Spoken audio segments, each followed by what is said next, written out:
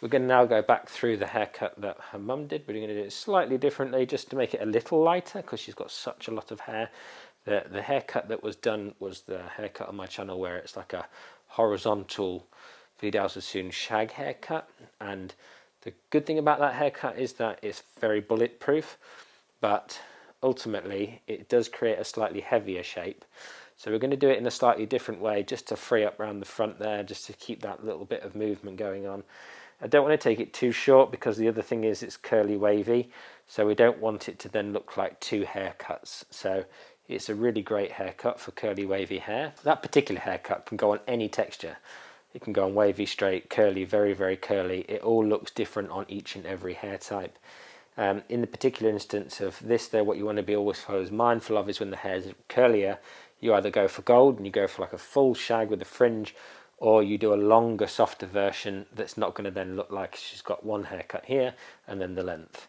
So that is something to bear in mind. So we're going to do it in a slightly different way to the way it was done previously, but it's going to be a slightly lighter way because the hair is extremely thick.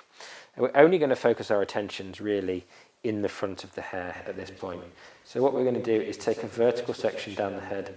And I think for me, you know, vertical section, splitting the hair front to back, when we're working commercially, you know, is a really, really nice, simple way of separating the hair front to back.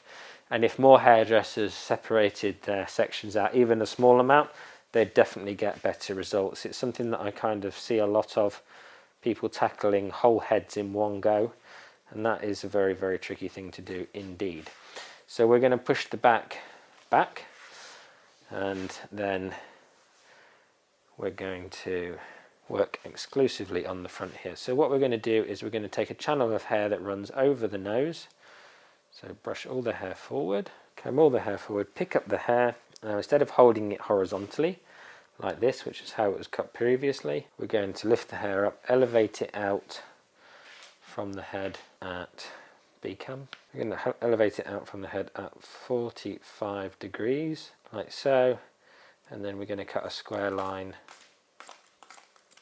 So kind of cutting one way, and then we're cutting the other way, which ultimately will leave us a slight high point at about here, but it's only slight, so we won't worry about it too much. So we're going to have split that section into two. We're then going to come down to the parietal ridge, which is the ridge above the ear, for anybody that's not sure. Parietal ridge is just there. We're going to over-direct this hair, A-cam, into the centre, elevate the hair straight up, same finger angle, making sure that this hair is travelling into the middle.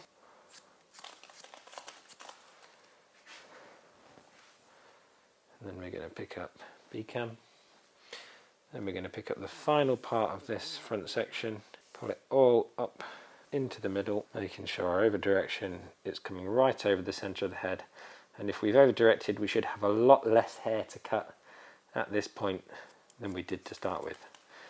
So we're looking for less hair because in the direction of which we're pulling the hair is getting longer in the opposite direction. Cross check by picking up that section. You can do it really quickly on this one, holding it at the angle at which you wanted to create the shape. Don't elevate it straight up here because you'll wonder what the hell's happened. It all looks really jagged. That's what I was trying to describe earlier. Really make sure you're holding it at the angle of which you cut it at, and then it will look nice and clean. And so then we do exactly the same thing on this opposite side.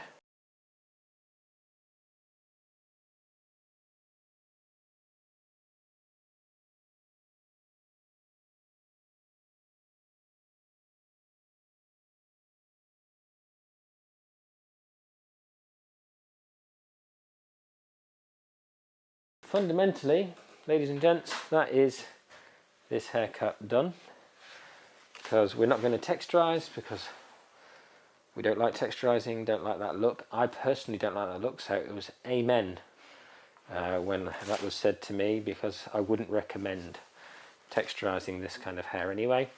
You can make it look bigger, you can make it expand and swell, and you can make it look really, really frizzy. So my advice, don't thin or texturize curly hair. I know there are techniques out there that do both, but unless you want the hair to be bigger, then don't do it. Don't think it's going to make the hair slimmer, because it's not. It's just going to make the hair swell out, because all the short hairs you create are like scaffolding for the longer hairs, and the hair gets bigger and more puffy. So then the client can then spend the rest of their days trying to control their hair, and it's going to drive them around the bend.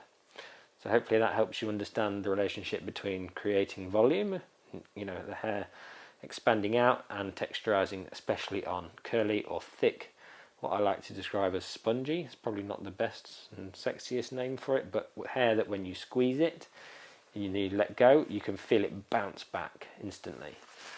Hair like that, avoid texturizing scissors, thinning shears, razors, unless you're going for big hair that can be difficult to control in the frizz stakes. I mean, for me, guys, one of the things about hair textures like this is probably on the scale of most challenging. It's right at the top end. So if you struggle with hair like this, if you find hair like this difficult, then don't beat yourself up over it, because the reality of hair textures like this, and you will have had some seriously wonky haircuts in the past, I'm sure, or experiences of having your haircut where, you know, people have not necessarily been able to cope with the texture.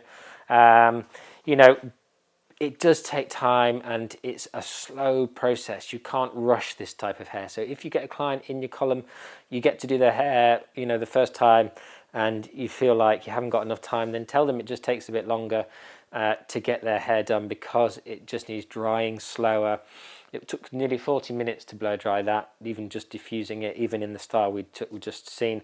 And obviously having that time is really important, because ultimately you want the client to come back and not go home and wash their hair because they hate the way you styled it, or it's frizzy, or it's big, or it's whatever.